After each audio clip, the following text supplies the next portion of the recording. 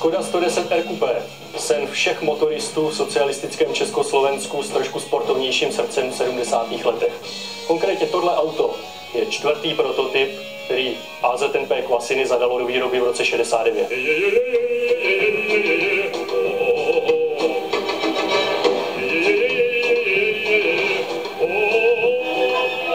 Boleslavy byli na své auto opravdu hrdí. A tak po ukončení testování vzali tohle a ještě jedno bílé Rko, naložili do beden a poslali soudruhu Leonidu Brežněvovi do Moskvy.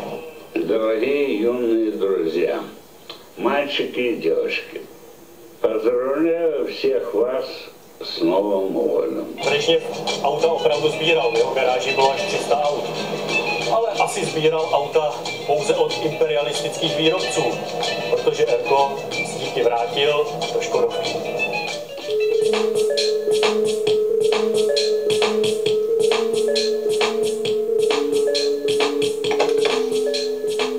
Na prototypu jsou rámečky oken, který sériový Rko nemělo. Je to připravovaný facelift pro rok 72 kvůli těsnosti oken, který ale nikdy nebyl realizován. Jinak je i přední maska. Kromě znaku a nápisu Škoda máme první pokus o čtyřoký čelo, ale protože těma trichtýřema se tlačila voda do světla, kde to rezlo, nebylo to realizováno a první čtyřoká RK se objevila až v pozdějších letech. Víčko nádrže je umístěno výš a skovává velmi prototypový uzávěr. Kromě toho, že je to jediný Rko v metalíze, tak většina dílů je vyráběná ručně. Představte si, že si vezmete doma v obýváku kus plechu a kladívko a vyklepete blatník. Tak nějak to auto vznikalo.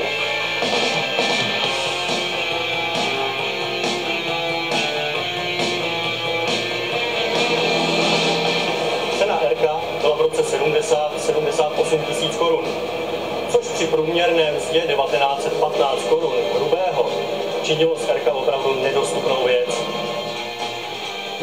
Vidíš, Brežněve, jaký poklad jsme ti tehdy my Čechoslováci poslali. A kdyby ses do něj posadil a projel, abys teprve čvrněl.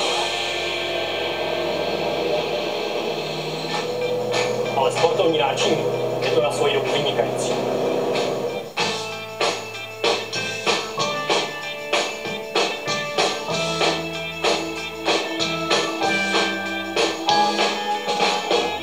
Vrcholem ergonomie interiéru je zastrčit klíček do spínací skřínky.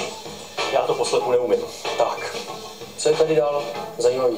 Je tady ručně kreslený otáčkoměr, rychloměr, palivoměr, který nevidím přes volant, ale dá se trošku vykouknout. Budíky, jináč palubní deska je prototypová. Tady máme hliníkový ovládací prvky, které pak v sériovém autě byly samozřejmě plastový. Krásný kuchyňský magnet na dvířka skříňky. Máme tady neuvěřitelně sportovní volant. Takhle si to Škodovka tenkrát představovala. Na svoji dobu opravdu sportovní sedačka. Sice v tom sedíte jak v lavoru, ale to boční vedení je odpovídající. Minimálně ty době. 2 nouzová místa na zadních sedadlech.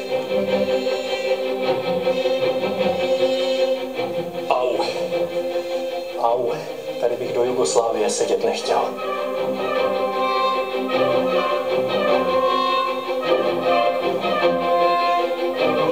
Kromě zavazadlového prostoru vepředu má i zavazadlový prostor tady za sedačkama, ale kvůli hluku motoru se hodilo tam vozit peřinu.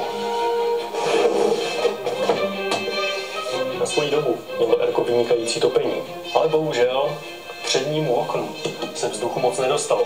Proto za deště patřil do povinné výbavy hadr, kterým si řidič udržoval průzor, aby viděl na cestu. Určitě to byla nejlepší Škodovka té doby, ale přece jen ve světě bylo pár konkurentů z jiné ligy. Audi 100 Coupé, Mercedes 280 SE Coupé nebo dokonce Porsche 911. Těm opravdu socialistický luxus konkurovat nemohl.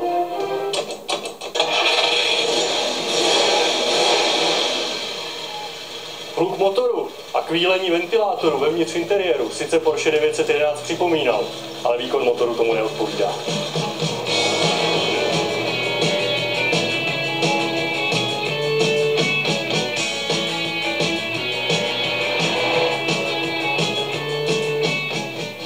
Vlastnosti byly stejné jak ve Škodě 1000 Škodě 100.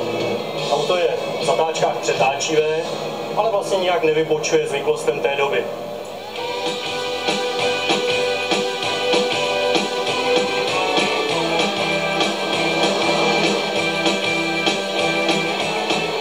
Ve Škodovce poladili motor. Oproti Škodě 100 má o 10 kW větší výkon. Průměrná spotřeba činila zhruba 9,5 litru benzínu Super, což při nádrži na 32 litrů benzínu způsobovalo dojezd asi 330 km. Kanistr s sebou se opravdu hodil. V 70. letech si Erko mohl pořídit málo kdo. Ani dnes ale není situace o mnoho lehčí, i když z poněkud jiného důvodu. Pokud uvažujete o Škodě 110R jako o veteránu, máte nejvyšší čas. Erko je už 40 let předmětem zájmu mnoha tuningářů a sehnat Erko v původním stavu už dneska není jednoduchý.